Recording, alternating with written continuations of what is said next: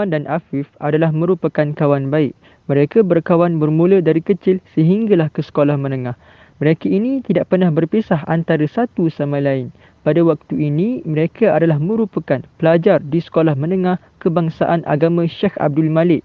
Di sekolah tersebut, mereka menduduki kelas paling hadapan dan setiap kali tiba ujian, mereka sentiasa berebut tempat di dalam kelas dan merupakan pelajar top 3 yang terbaik di dalam tingkatan 4. Akan tetapi, pada suatu hari, Nazwan dan Afif berasa pelik dengan tingkah laku Arif, yang mana Arif kurang bercakap, sentiasa tidur dalam kelas dan tidak fokus ketika guru mengajar. Setelah itu, Nazwan dan Afif bercadang untuk mengekori Arif ketika pulang sekolah nanti.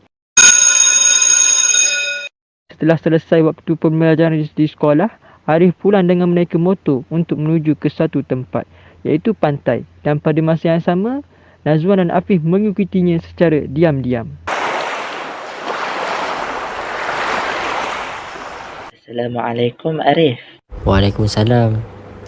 Afif, Nazwan, korang buat apa kat sini? Tak adalah.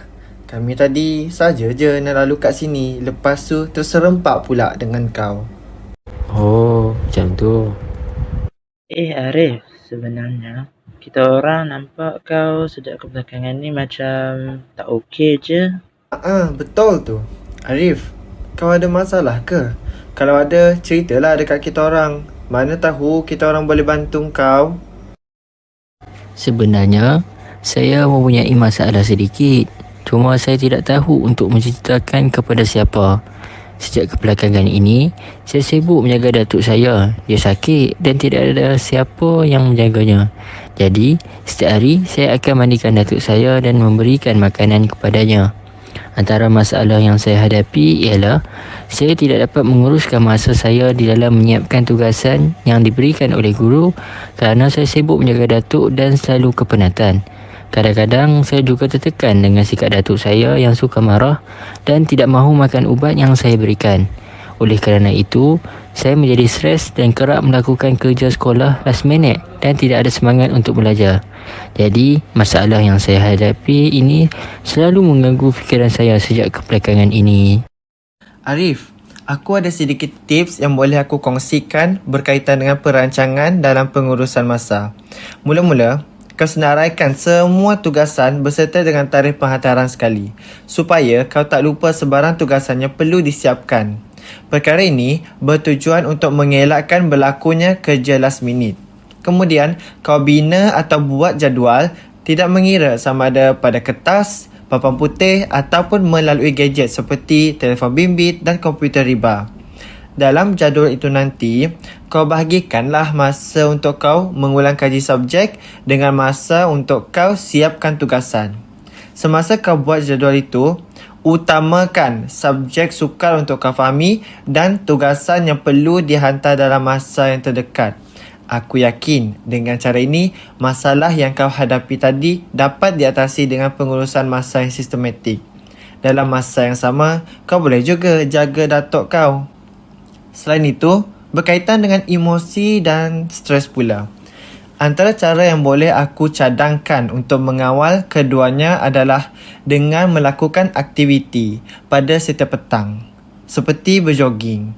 Dengan melakukan aktiviti ini, kau dapat menenangkan fikiran kau dan mengurangkan stres tersebut. Kau juga boleh pergi berjumpa dengan kaunselor untuk meminta pendapat dia, sekaligus memberikan rasa kelegaan dalam diri, sebab masalah tidak baik kalau disimpan lama-lama.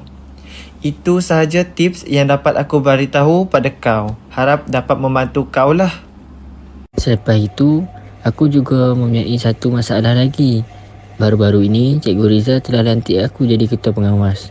Tapi aku rasa tidak layak dan tidak mampu untuk memegang amanah ini.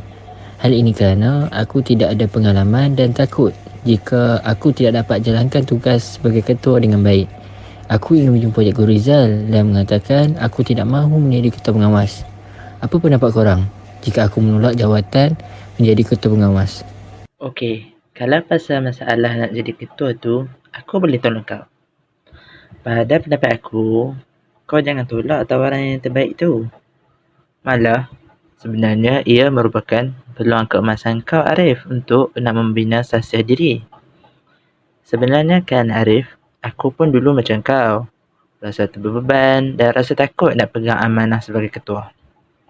Tapi, aku teringat Ustaz Hassan pernah berpesan bahawa kita sebagai manusia ni memang Allah dah lantik kita untuk menjadi khalifah dan pemimpin di muka bumi ini. Sebagaimana dengan firman Allah Subhanahu Wa Taala dalam surah Al-Baqarah ayat 30 yang bermaksud, sesungguhnya Allah Subhanahu Wa Taala telah menjadikan manusia sebagai khalifah di muka bumi. Kemudian, sejak mendengar kata-kata daripada Ustaz itu, aku jadi tersedar dan mengakui akan kebenaran bahawa kita ni perlu menjadi pemimpin yang adil dalam sesuatu perkara supaya organisasi yang kita pegang tu akan menjadi kukuh dan sempurna.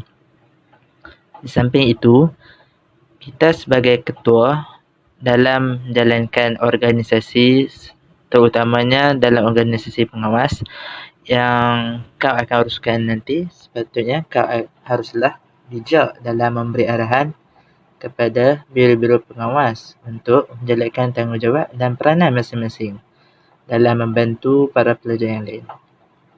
Hal ini akan menyebabkan para pelajar merasa senang dengan kepimpinan yang kau akan jalankan nanti.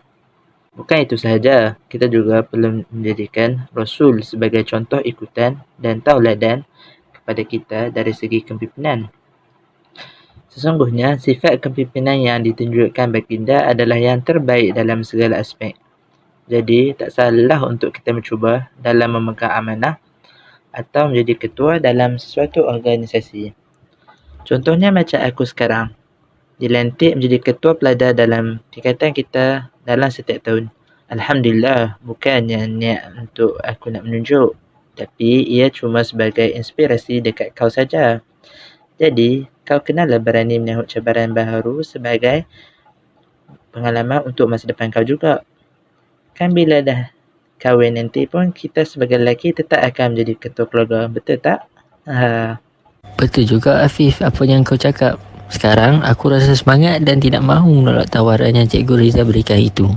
Bukan senang nak dapat jadi ketua pengawas. Terima kasih ya Afif dan Azwan. Korang memang BFF aku selamanya. Nanti aku belanja cendol untuk korang sebab tolong beri nasihat dekat aku. Daripada sketsa yang dipaparkan, dapat disimpulkan bahawa POLC iaitu Planning, Organising, Leading and Controlling adalah menjadi asas yang penting kepada kecemerlangan hidup seseorang.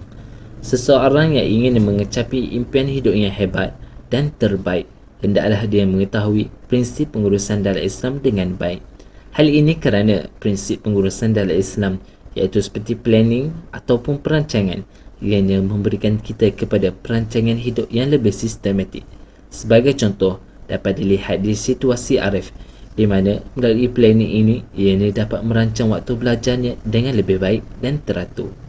Bukan itu sahaja, controlling atau pengawalan juga sangat penting kerana bagaimana seorang pelajar itu kontrol atau mengawal emosinya daripada dibelenggu stres.